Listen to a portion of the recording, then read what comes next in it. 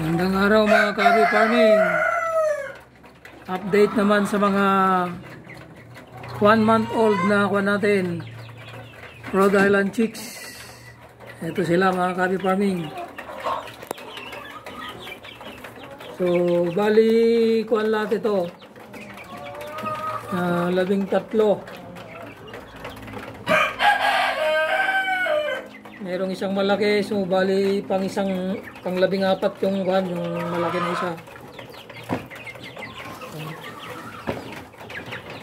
Ayan, Kabi Farming, ayan. Ayan sila.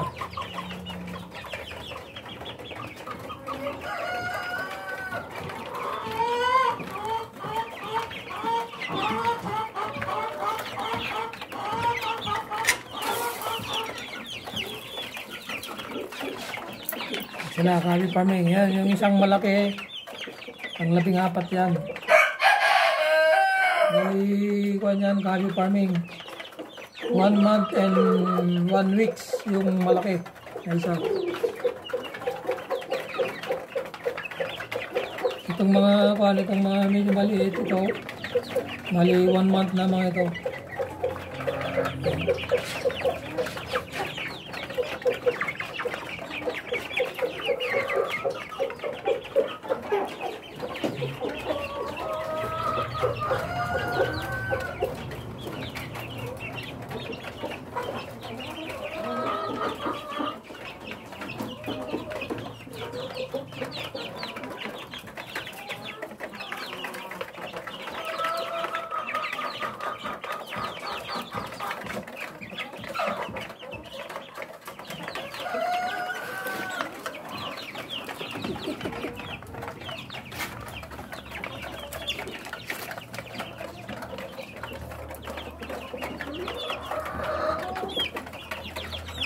Ayan, Kabi Farming yan.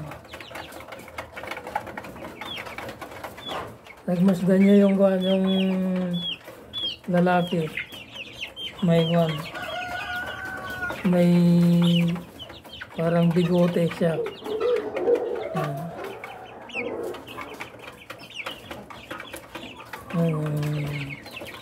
So dahilan natin na kuhan. Ayan, iba naman ito. Ayan, may bigote rin yan. Ayan, ayan, kulay itim. Yun yan, kulay brown yung bigote niya. Ayan.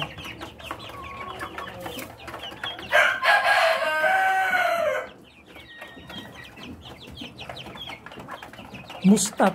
May mustat siya, kulay brown. Ayan. Ayan, masdan nyo. Kulay brown yung mustard niya.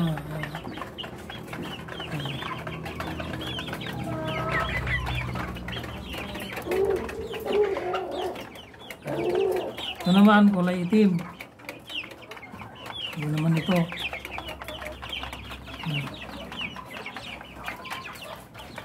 Ito naman ito. Ano na ito?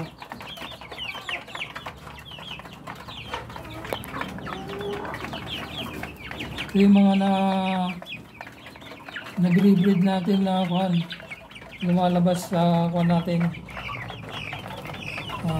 crossbreeding natin mga Kabi Farming.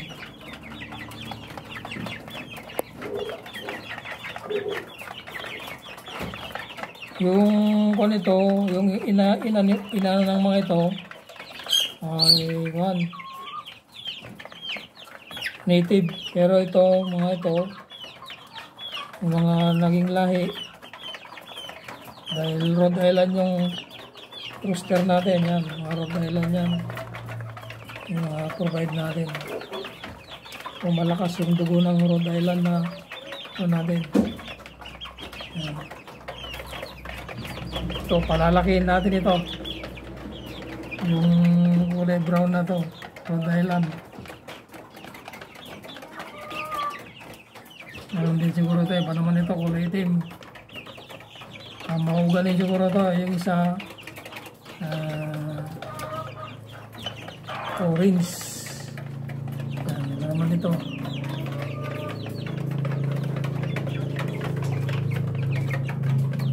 Iba-iba yung itsura mga Kabi Farming, yung naging produce natin na kwan. Sisiw na Rhode Island. Bali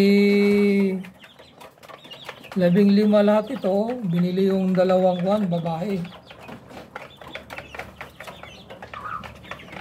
Ganito kalaki yung binili. Dalawang babae binili.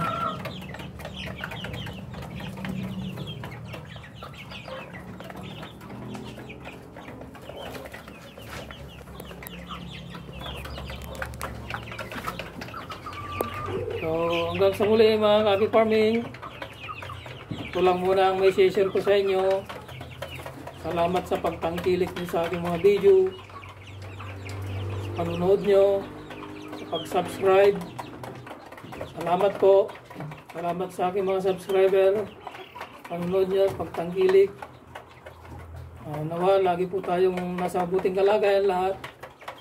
At malayo sa anumang uri ng karamdaman. Salamat po. Bye-bye and God bless to all.